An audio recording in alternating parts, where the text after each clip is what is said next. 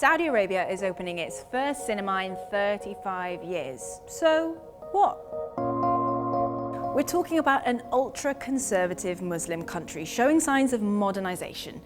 It looks like change is underway in one of the world's most religious states, and it could have a huge influence across the Middle East. I had a chat with Nasima, a blogger from Saudi, to suss out how big a deal this actually is. I think we need now the freedom of speech, and we don't have women as a ministry, for example, on high levels. There's no chance to participate in this position. So, this new cinema, it opened in Riyadh, the kingdom's capital city, and the first movie they showed, a private screening of the Hollywood blockbuster Black Panther. In a matter of weeks, it will be open to all Saudis, and the plan is to open more movie theatres across the country over the next few years. For most of us, going to the cinema is a standard thing to do, right? Well, not in Saudi. Movie theatres have been banned in the country for nearly 40 years. I spoke to Jane Kinnamont from Chatham House, who told me that this is a huge shift. For the last 35 years, Saudis haven't been able to do that in their own country, just as they haven't been able to attend concerts or engage in much social life where men and women had the chance to mix together. So this is part of a much larger social and economic change now underway. So what has brought about the change? Put simply, it's this man, the country's Crown Prince Mohammed bin Salman, also known as MBS. He's the youngest Crown Prince Saudi has had for decades and seems to have clocked that there are plenty of young Saudis who want to change.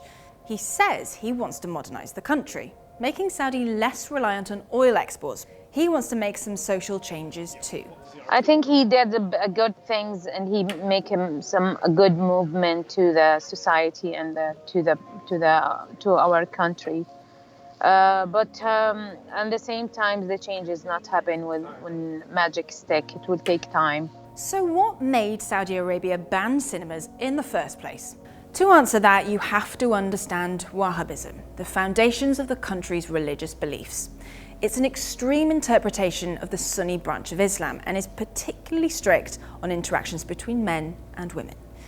For more than 200 years, it's been Saudi Arabia's dominant faith and has dictated the country's moral behaviour. So the reasons for banning cinemas in the first place? One was showing immoral content in films. The other was that men and women might both go to the same cinema together, and that would be immoral gender mixing. So what else is changing? The last year saw a lot of firsts in the kingdom. In April 2017, an orchestra from Japan became the first mixed gender group to hold a concert in the country. Then, December saw the first ever solo female singer take to the stage. Hiba Tawaji from Lebanon, Take a Bow. The ban on women driving, the only ban of its kind left in the world, is supposed to be lifted this June. In January this year, women were allowed into football stadiums for the first time. So what isn't changing? For women, quite a lot. We cannot issuing our document, national ID or passports. We cannot travel outside abroad without permission of guardianship. We cannot get in some of degrees like engineering or some of the universities. The country's laws are still incredibly strict and especially restrictive for women who are left dependent on their male guardians. MBS has also clamped down on any political opposition. Earlier this year, he put most of his main rivals and some clerics under arrest in a hotel in Riyadh. He has to offer people something new and something different, and in a way, fun. People are expected to work harder, they're not getting any more political freedom, but social life will become more enjoyable.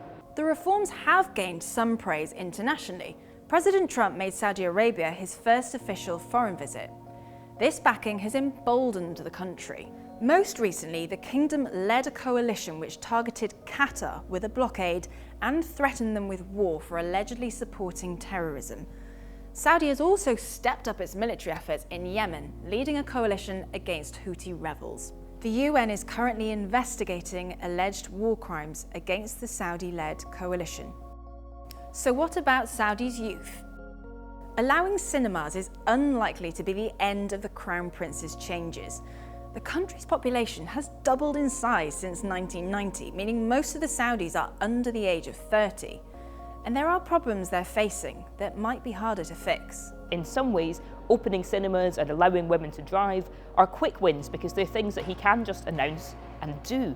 But jobs, housing, the cost of living, these are all tougher issues that worry Saudi youth. So the question is, will a new cinema be enough for Saudi's young people? I think it's a beginner. We don't know until now how it will become. Maybe there is restrictions on the films, the prices of the films. We don't want to see films restricted films, so they cut a part of films because it's not allowed to see it in Saudi Arabia.